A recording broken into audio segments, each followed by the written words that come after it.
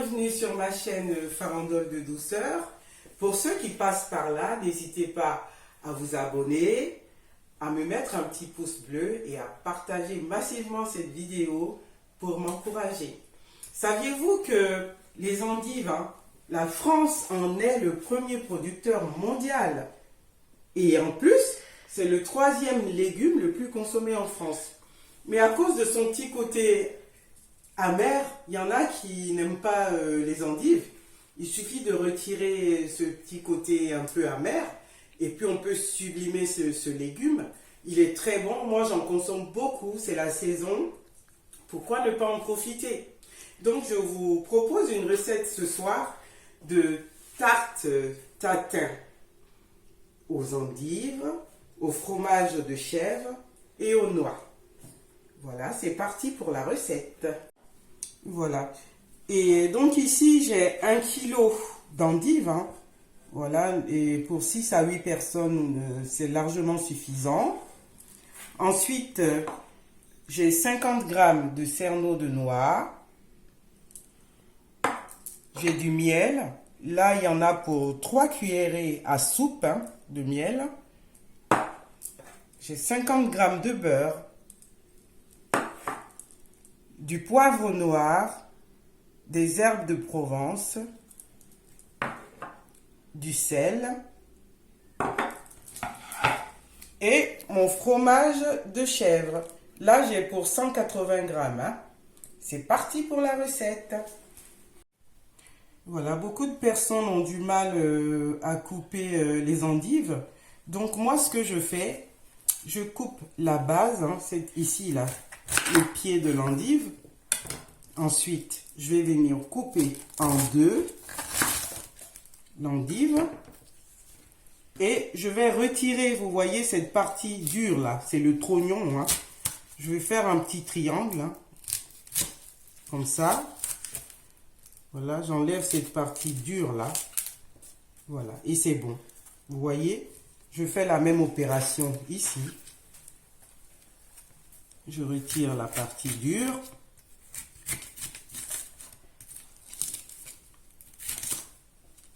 Voilà. Vous voyez, comme ça, toute l'amertume est partie. Après, il y a une autre méthode aussi. Vous prenez votre endive, comme ça, et puis, voilà. Vous faites le tour comme ça. Vous retirez le trognon. Voilà. Ça marche aussi, Et ensuite, vous coupez en deux. Voilà. Vous pouvez aussi faire cette méthode-là. Voilà les amis ce que ça donne. J'ai découpé toutes les endives. J'ai retiré les trognons. Voilà, la partie est amère. J'ai tout retiré. Maintenant, on va poêler tout ça avec du beurre et du miel. C'est parti. Voilà, dans une sauteuse, une grande poêle, je vais mettre mon beurre. Voilà, je vais faire fondre le beurre. Alors le feu, je l'ai mis moyen vif, pas trop fort, parce que je ne veux pas cramer le beurre. Le beurre a bien fondu. Je vais venir placer mes endives. Voilà. S'il y a des feuilles qui s'enlèvent, il faut les retirer. Voilà. Voilà, je vais saler. Moi, j'en mets pas beaucoup, un petit peu. Et moi, je me méfie toujours du sel. Je vais venir mettre mes petites herbes de Provence. Le poivre.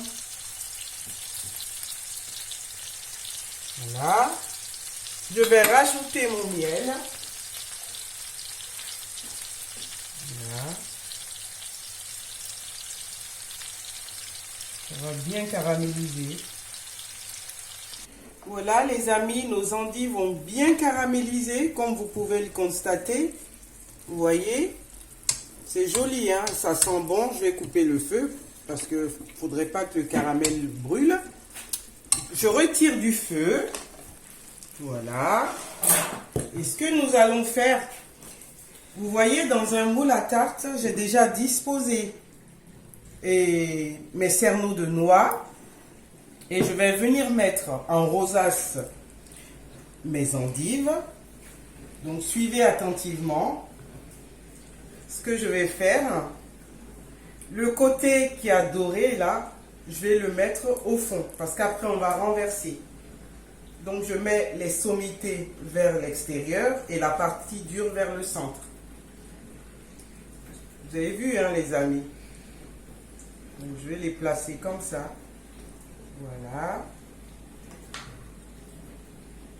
Voilà. Voilà. J'ai fini de disposer mes endives caramélisées.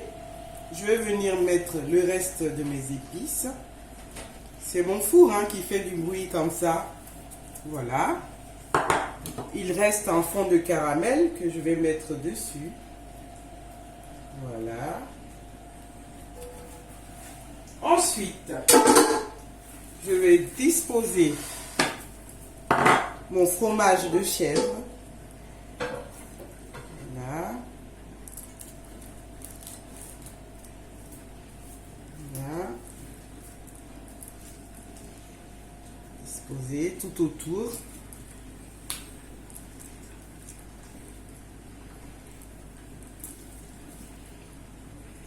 Voilà. Voilà. Je vais ensuite recouvrir toute cette préparation de ma pâte brisée. Voilà. On se dit à tout de suite les amis. Voilà les amis, je vais venir couvrir ma préparation avec une pâte brisée et je vais rabattre les bords, hein. Vous voyez comme je fais là. Je vais bien rabattre les bords. Après, si vous avez un moule à tarte un peu petit, vous pouvez couper l'excédent de pâte, hein. Voilà. Voilà. Voilà les amis, j'ai refermé tous les bords de ma pâte brisée. Et dernière étape, faut pas oublier cette étape là, sinon ça va gonfler. Il faut faire des trous dans la pâte comme ça va faire effet cheminée pour laisser la chaleur s'échapper. Et comme ça, vous réussirez votre recette. Faites vraiment des trous, hein. Voilà, il faut y aller, hein. Alors les amis, vous voyez tous ces petits trous là, j'ai bien percé à la fourchette hein, pour laisser la chaleur sortir, hein, pour que la tarte soit réussie. Et maintenant je vais enfourner pour 25 minutes à 180 degrés. À tout à l'heure les amis.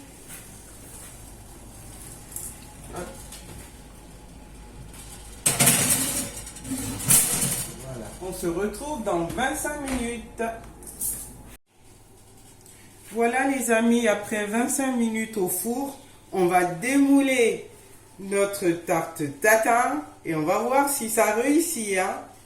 Voilà, je vais essayer. Par contre, moi j'ai mon moule à tarte là qui est tellement lourd et c'est chaud, mais bon, j'ai pas peur du feu. Allez hop! Et voici le résultat les amis, on a réussi. De toute façon, je réussis à chaque fois. Hein. Mais là, j'ai cuisiné avec vous.